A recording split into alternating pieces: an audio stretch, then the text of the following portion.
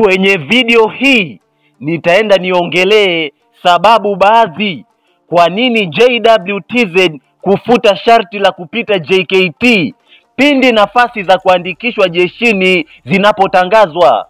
Sharti la kupita JKT kufutwa ni ngumu kwa sababu zifuatazo.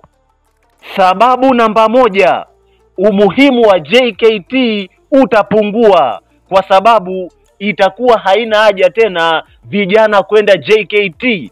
Kwa hiyo JKT umuhimu wake utapungua sana. Sababu namba 2, kutoa mafunzo ya kijeshi ya awali.